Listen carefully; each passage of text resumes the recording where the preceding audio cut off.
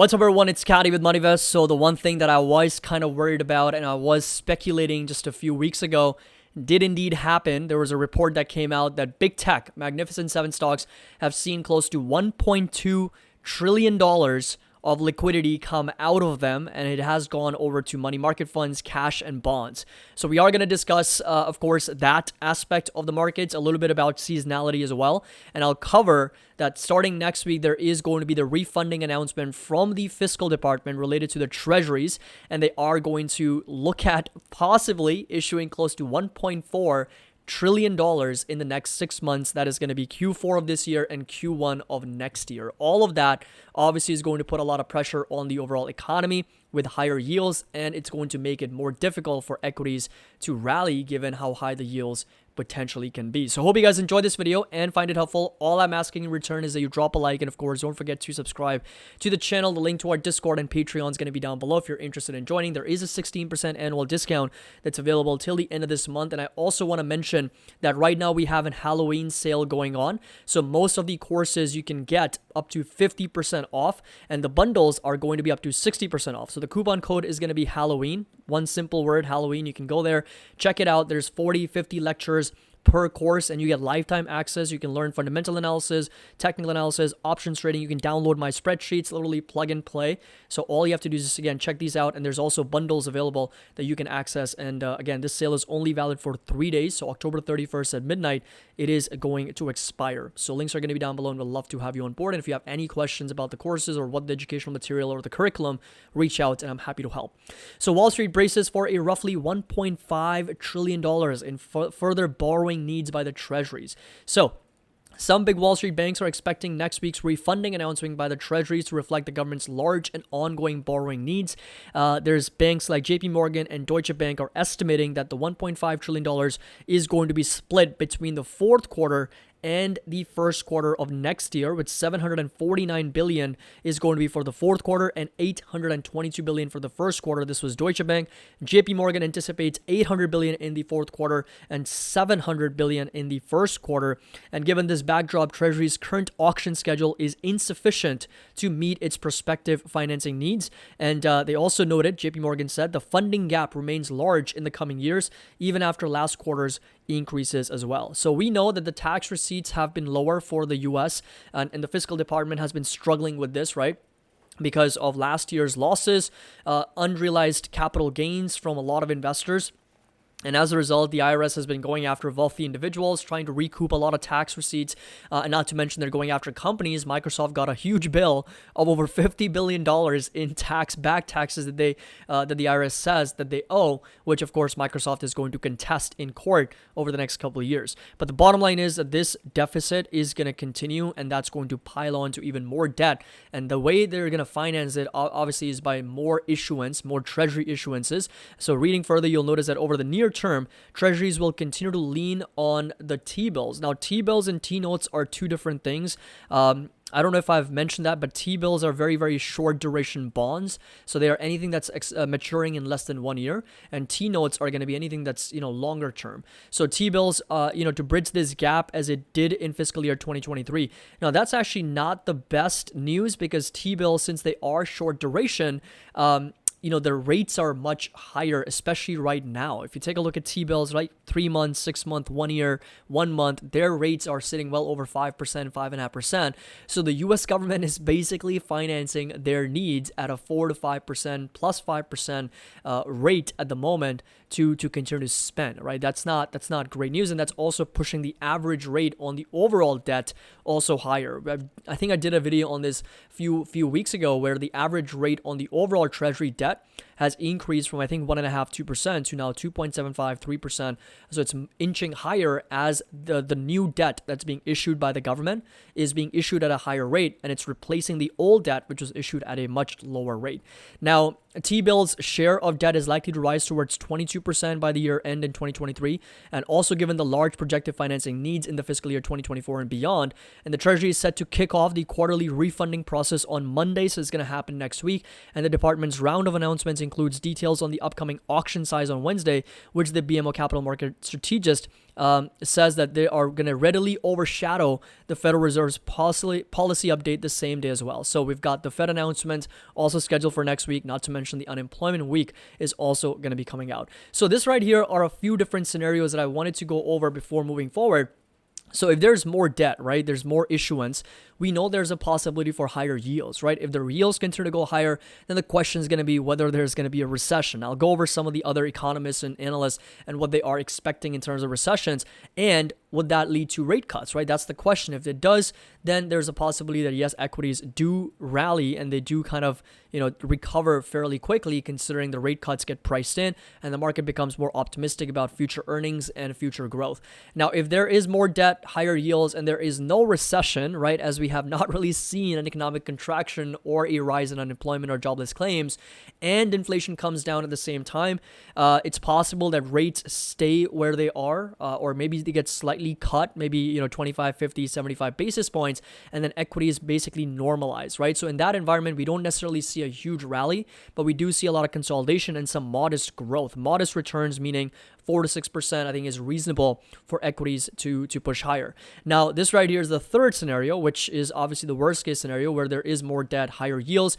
We don't see a recession and inflation remains elevated, right? Why would this be a worst case scenario? Because if there's no recession and the economy continues to be super strong and inflation doesn't come down to the Fed's target soon enough, well, there's possibility the Federal Reserve says, you know what?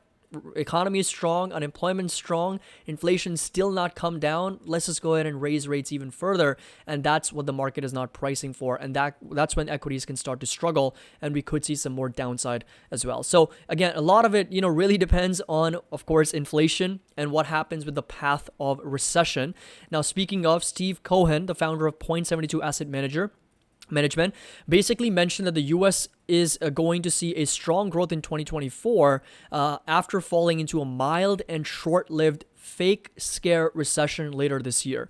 So there's a lot of expectations from a lot of people that the U.S. economy is going to be in a recession in the next 3 to 6 months, over the fourth quarter of this year or first quarter of next year.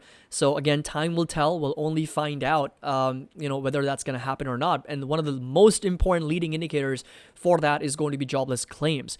And of course, there's other people who've been, mentioning. So Pacific Investment Management, Bill Gross recently said a sharp downturn could begin before the year's end as well. And then we've also got, Bill Ackman saying that, he tweeted about this. I did a video on this, that the economy is slowing down faster than the data suggest. And Paul Tudor Jones also mentioned that the double-digit sell-off in stocks could be ahead of the coming recession as well. So recession probabilities have also obviously increased given how high the yields are. And, in my previous videos, I've mentioned that it's not the yields going higher is the problem. It's the yields staying higher for longer is the bigger problem, right? Because the economy needs to set into this new reality that rates are going to indeed be higher for longer, and that's what's going to cause majority of that problem. It's not so much the rates are going higher, it's the fact that they're staying up there is what's going to cause the problem. Now, Bank of America also reported that another $2.1 billion was pulled from the equities in the latest week, with $29.2 billion flowing into cash, $2.2 billion flowing into bonds, the largest weekly inflow since March 2023, driven by the biggest inflow into intermediate treasury funds since August 2022. Gold also saw its biggest inflow since May 2023, or actually its first inflow since May 2023 of $500 million. Magnificent Seven stocks have shed more than $1.2 trillion in value since the market's July peak. And, we talked about the trifecta of trouble. If you take a look at the 10-year yields, if you take a look at the dollar index, if you take a look at the volatility, and you look at the crude oil prices, all these four things that I just mentioned have been pushing higher, right? And as they have gone up, it's made market very, very vulnerable to valuation risk, to repricing risk with respect to what's going to happen to earnings, and of course, not to mention economic conditions. And as a result, tech stocks, innovation stocks have come under a lot of pressure, and they have just been selling off. I did a technical analysis video earlier on all the Magnificent 7, 8 stocks, so definitely do check that out if you have the time. But we know that the S&P 500 is now in a correction, And this is basically the historical performance of the S&P 500 after a correction takes place. So in the past 15 corrections for the S&P 500, it took an average of 3 months for its performance to recover, while the index gained an average of 10% a year later. So we know the S&P is in a correction now from its recent highs. It is down a little bit over 10%. 4,045, 4,050 is going to be that next support. And the NASDAQ's in a bear market, given how much it's down from all-time highs, a little bit over 21%. And since 1928, the S&P 500 rose an average of 9.1% a year following a correction as well. This is just the last 15 corrections, and this is since 1928. So 9.1% is what we could expect. 1 week, 2 week, 3 weeks, it doesn't really do anything, but it's really after a 3-month time frame when it really starts to push higher. And there is a over 60 to 61, 66% probability that 6 months to 1 year after a correction, the markets are higher by on average about 9%. Now, this right here is the seasonality chart as well, as we know that October is also one of those times, along with September, which is not great from a market seasonality perspective, but November, December is really the time when the markets do start to kick in high gear, and then of course we start to see a very, very significant move to the upside. Now, one thing I want to mention is that this is the average daily performance of the S&P since 1928. What I'm trying to do and what my team is going to focus on is how is the seasonality performance for the markets in November and December. So we're going to figure out those 2 months and how the markets have performed in those 2 months when the yields are above 2%. Right? So when the yields are above 2%, right? So when they are greater than 2%, which is the 10-year yield, how has been the seasonality of the markets during that time?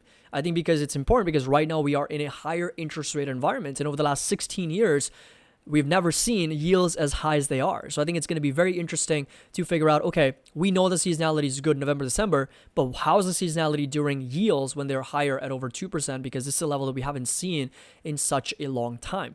So that's the analysis that we are going to be doing, but hope you guys enjoyed this video and found it helpful. I think there is going to be some more, yield risk with respect to the treasury issuances of $1.4, $1.5 trillion over the next couple quarters. And when you account for the supply that's kind of hitting the market, the lack of demand, the Federal Reserve is not buying. If anything, they're tapering off on their balance sheet. They're rolling over their debt securities. And we've also learned from Japan, China, they're also reducing some of their holdings of U.S. denominated debt.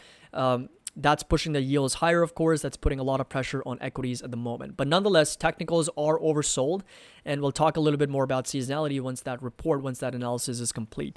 So hope you guys enjoyed this video, found it helpful. Make sure that you drop a like, and don't forget to subscribe to the channel. Don't forget, we do have 50 to 60% off on a lot of courses. So if you want to take advantage of that, link's going to be down below. Coupon code Halloween, and that's only valid for 3 days, right? So links are going to be down below, and we'd love to have you on board as a MoneyVest member. As always, happy investing. I'll see you all in the next video.